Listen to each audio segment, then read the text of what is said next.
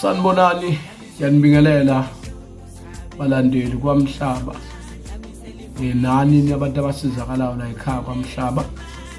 Ngize ngizonibingelela, angaze ngikhulume nani kade ngagcina ukukhuluma nani. Ngigcine ngonyaka odlule 2023 asikaze sixoxe. Unyaka odlule 2022 ungiphathe kahle kakhulu. Kunezinto engangifisa ngenhliziyo engiyibone zifezeka zonke zenzeka. Engicabanga ukuthi wonke umuntu uphatheke kahle naye kulo nyaka. Abangaphathekanga kahle kulo nyaka ophelile sithi akube ngozi bakhaza. Mhlambe lo nyaka bazoqala kahle ube muhle. Kuhamba abantu abakhulu kulokhu, kuhamba ngama-artist adumile. uNkulunkulu wasibeka sahlala. So kulo nyaka nje obuqala nje zimbili izinto.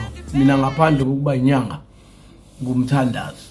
Njoba ngumthandazi, ukuthandaza ngaphatha enkonzweni. So ama careers lawa ami ukuthandazela nokwelapha, ngike ngathi ukuqinisa kakhulu ekwelapheni ngenzela ukuthi ukwelapha izinga lakhona libambeke libe sesimweni. So sekuzoke ukuthi ngamasonto manje abangidinela ukwelashwa nibuye ngangitholi kuthiwe ngisenkonzweni ngisayothandaza noma ngiyothandazela.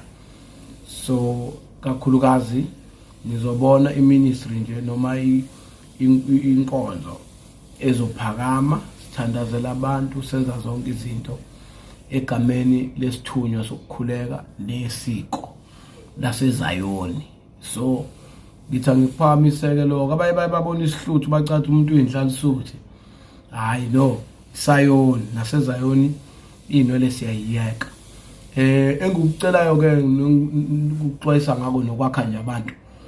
UKhisimusi udlulile, kunabantu kusukela kubazali, abazali abadele imali zabo zokugcina benzela izingane, nathengelwa impahla nenzelwa konke, nakhonjisa uthando. Okubalekile ke lokhombiseni ke phela nani uthando kubazali. Khona abazali abenzele izingane bazenzele, emva kwalokho thank you nje abawutholanga nekhadi leli lishibhile ukuthi thank you. Khona amakhadi athengwayo thank you okubonga.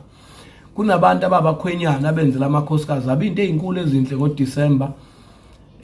Niqaphele lokho, njengoba uthengelwa amateki, wathengelwa impahla, kwathenga ukudla, kwadliwa, wakhishwa, wadla out, wosinyama wazwadela. Khona izingane ezifisa kabi lelo thuba azilitholanga ngoba azisenayo ubaba. Ezinye obaba bakhona abanandaba. Appreciate into musa inikiwe, uyibonge kumdali.